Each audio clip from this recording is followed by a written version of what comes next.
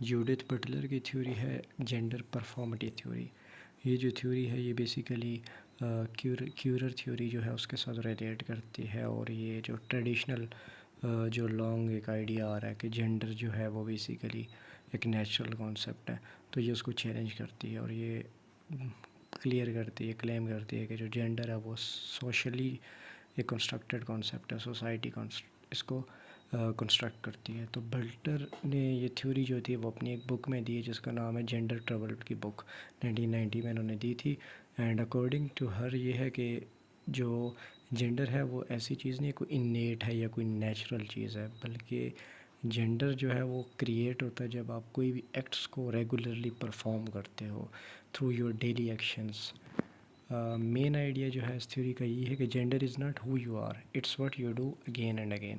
یہ وہی بات ہے کہ انسان جو چیزیں بار بار کرتا ہے تو اس سے وہ جینڈر کا کانسیپٹ بھی جو ہے وہ بیسیکلی اسٹرینتھن ہوتا ہے. اس کی ایک ایگزامپل اس طرح ہے کہ جیسے ایک آئیڈیا پروموٹ کیا جاتا ہے کہ جو فیمیلز ہیں وہ ویک ہیں, تو یہ سوسائٹی ان پہ امپوز کرتی ہے. تو جب اس چیز کو بار بار وہ پھر ایکسیپٹ کرتی ہیں تو ایک پوائنٹ پہ ان کو بیسیکلی ان میں فیمینٹی کا کانسیپٹ آ جاتا ہے اور وہ پیٹریارکی جو ہے وہ پریویل کر جاتی ہے. تو اس تھیوری کے کچھ پوائنٹس میں یہ ہے کہ ناٹ ون سنگل ایکٹ. اس کا یہ مطلب ہے کہ یہ جینڈر ہے یہ نہیں ہے کہ ایک ایکٹ کی وجہ سے ہوگا, یہ بار بار ریپیٹیشن سے ہوتا ہے. اور دوسرا یہ ہے کہ اس میں انسان جو ہے اس کی کوئی فری چوائس نہیں ہوتی, بلکہ اس میں جو سوسائٹی ہے وہ پریشر ایگزرٹ کرتی ہے. جب سوسائٹی پریشر ایگزرٹ کرے گی تو وہ اپلائی کرے گا. اس میں جیسے ایک کانسیپٹ آ سکتا ہے کہ میلز کو یہ سکھایا جاتا ہے کہ میلز ڈونٹ کرائے, یا وہ فیل نہیں کرتے ایموشن, تو جب وہ نہیں کرتے تو وہ اس چیز کو اپنے اندر ہائڈ کرتے ہیں, اور ایک ٹائم آتا ہے کہ وہ اس طرح بیہیو کرتے جاتے ہیں. جینڈر کی بیسیکلی سرٹیفکیشن ہوتی ہے اور ایٹ دی اینڈ وہ پیٹریارکی میں کنورٹ ہو جاتا ہے, اور جس سے بعد میں وہ سارا ڈومیسٹک وائلنس اور وہ چیزیں ہوتی ہیں. اب اس تھیوری کے کچھ امپیکٹس کیا ہوئے ہیں, تو اس کا جو ایک امپیکٹ یہ ہوا کہ اس تھیوری نے جب چیلنج کیا ٹریڈیشنل آئیڈیاز کو کہ جینڈر جو ہے وہ سوسائٹی کنسٹرکٹ کرتی ہے, تو اس سے جو دوسرے نان بائنری یا جو الگ جو دوسرے جینڈرز ہیں یا دوسری جو رولز ہیں جو موومنٹس ہیں ان کو ایک سپورٹ ملی ہے.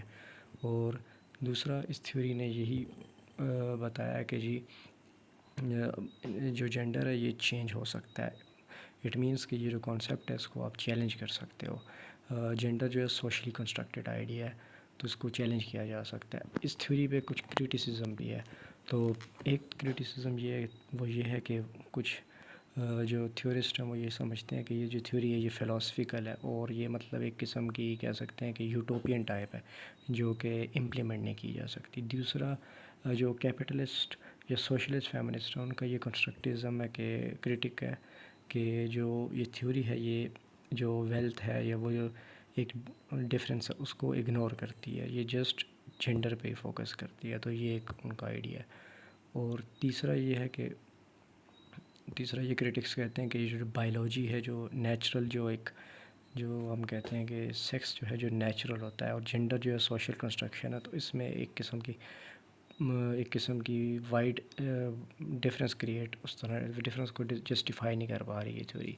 تو یہ اس کا آئیڈیا اور کنکلوژن یہی ہے کہ at the end of the day یہ تھیوری یہ جو جینڈر پرفارمٹی ہے وہ یہ کہتی ہے کہ جینڈر جو ہے وہ سوشلی کنسٹرکٹیڈ کانسیپٹ ہے جو بار بار جب آپ رپیٹ کرتے ہو ایکٹس کو تو جینڈر جو ہے